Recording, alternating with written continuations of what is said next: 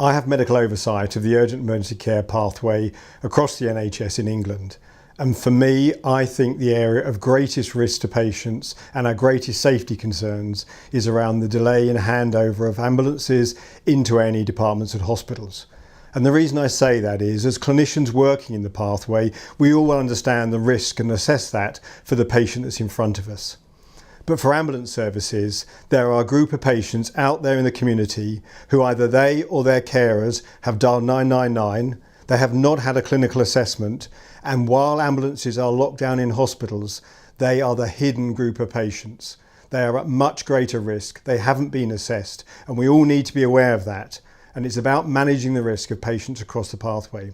So for me, I would like everybody to recognise this as the greatest area of risk in the urgent emergency care pathway for the patients they are managing. Do you remember this when you were sitting on the train? Birmingham, on that grass train they had in Birmingham? Oh yeah. Matthew Frim was my son. He died on the 4th of October 2016. Matthew was 27 when he died. Matthew was very intelligent. He used to use his mind quite a lot in different areas. Matthew was my brother. Growing up, I feel like we were very alike, like we've both got the kind of same attitude, and he was always kind of the joker in a sense. He loved crazy coloured hair. He had pink hair, green hair. It was ridiculous. He was always the one that was smiling. He was known as to everyone the happy soul, but obviously deep down it wasn't. You could tell something weren't quite right with him. You know, he had his good days and his bad days. Matthew never really talked much about the way he was feeling, so he just sort of struggled and went on with life the best he could. Matthew came to our attention because of a friend of his, a work colleague, who had reported him as missing, had reported him as taking a quantity of poison, and he could not be located. I took charge of the missing person inquiry, which was a high-risk missing person inquiry, given that a quantity of poison had allegedly been taken. Together with a constable colleague, we attended the road where we believed Matthew to be, and we began to narrow down and try and pinpoint where he was. We didn't have a specific address for him, so we started knocking doors until we located him. Through the window we could see a person lying on their back. He got up, he came and opened the door and stood on the doorstep and spoke to us. I could see that he was physically looking okay, but appeared in a low mood. It wasn't right. He continued to talk to us and he was happy to receive some medical attention. So my colleague used his airwave radio to call for an ambulance. Ambulance service. Is the patient breathing and are they conscious? Okay, hi police, how can I help? They've taken an overdose. What's the address? Croxtalls Avenue. We received our first call to this patient at just after 8:30. At that time, the police thought that the patient had taken rat poison. We triaged the call through our triage system, which is NHS Pathways, which generated an amber response, which was within 30 minutes. At the same time, the dispatch pod would be looking for available resource to respond to that patient as quickly as possible. We were receiving increased demand levels at that time. The particular problem that we had was that 20 plus ambulances were stuck at hospital. All the ambulances across Black Country were committed. We'd moved resourcing from other areas and we were still unable to meet the times and to get to every patient that we needed. We were still on the doorstep, no ambulance. 25 minutes later, Matthew stepped outside of the property, closed his front door. He sat down on the step, concrete step outside the door, and explained to us what he'd taken that day, which was a quantity of plant-based poison. He stated that he felt unwell.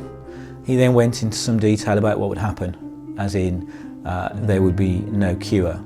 to deal with him, and he would go into cardiac arrest. So again, ambulance control were called, given the added information that we had a confirmed disclosure from Matthew that he'd taken a quantity of poison.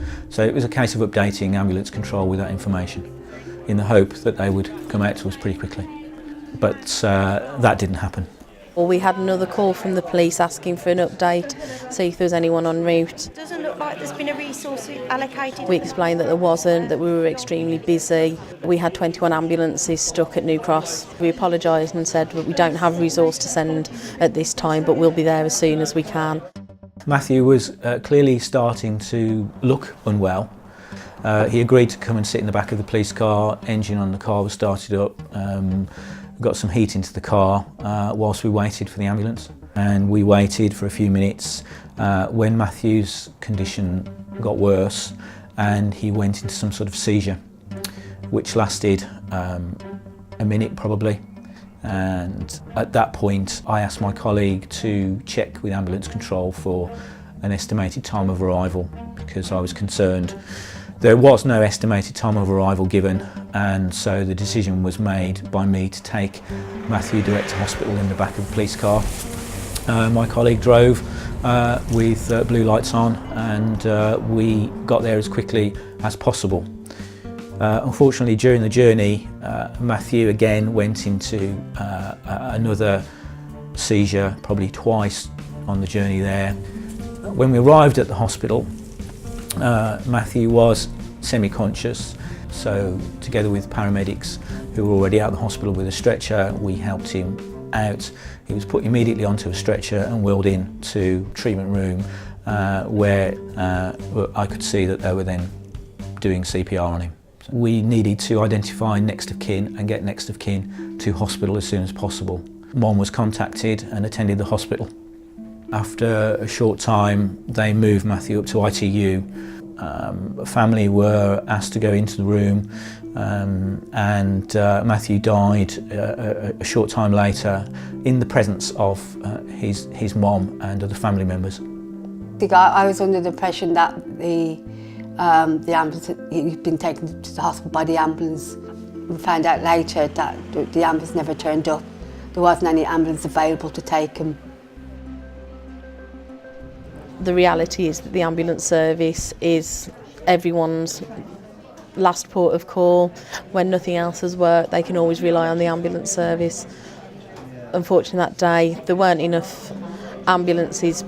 The root cause that evening was that we had 2/3 of our resources stuck at New Cross, delayed because they couldn't hand their patient over.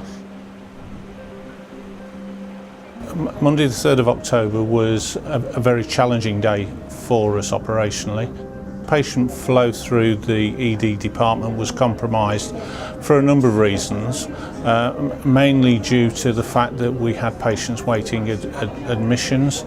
This in fact resulted in a build-up of patients waiting to be offloaded from the ambulance, and with 21 ambulances outside in our car park, it takes time to deal with that. When we did the root cause analysis, the acute trusts were very good, came in and sat with us and helped us with it, and they were very much, well, you know, we know it's our fault.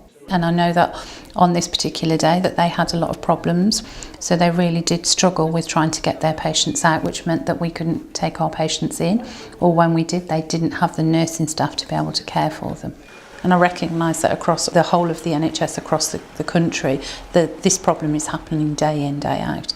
It's just on this occasion, somebody really did pay the price for not having an ambulance.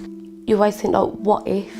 Like, you think, oh, would there be a difference? Would he still be here? If the ambulance had got there quicker, could he maybe have had it flushed out of his system? We're not sure that we could have perhaps saved this patient, but this patient did die on this occasion, and he died not having had ambulance care, and he could have had the ambulance care had the system been working. Every day I wake up, sometimes on the way to work I end up crying because he was my son and I should have been there more.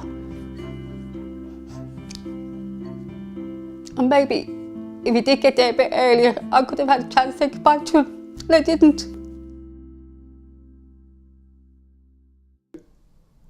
Let's just reflect on the video we've just seen. Very powerful. I think all of us can relate to that in some way as patients that we have brought through our departments. And it's quite harrowing, isn't it? But I think it makes it very clear for those who work in hospitals just what might be going on out there in the community. We might be under stress, but actually there may be people out there who have concerns, who are at risk, who could be coming to harm that we just have no knowledge of. So I think it's beholden on all of us just to take a moment to appreciate that and to say, what are you doing in your hospital? What are we doing around the way we move patients into our department, through our emergency departments and through the rest of our hospital? Are we doing everything to reduce the risk out there in the community for those hidden patients? So in that video, Matthew was delayed for a long time. It may have affected his outcome, we don't know. But I think we should reflect on that. And what is it that we can do? Well, I would point you to the Emergency Care Improvement Programme, the ESIP best practice guidance that's out there around ambulance handovers. I challenge you to look in your department, look at the service that you run and see whether all of those elements that are in that best practice you are adopting in your hospital, because I think you can make a difference. And there are parts of it like, is the patient fit to sit? Just because they've arrived on a stretcher, can you assess them? Do they really need to be on the stretcher? Do you really need to lock down that ambulance crew and that vehicle whilst the patient is waiting to be seen in your department? Or can you free them up so they can go green again and be out there in the community ready to respond to what may be immediately life-threatening problems that otherwise they would be unable to do so?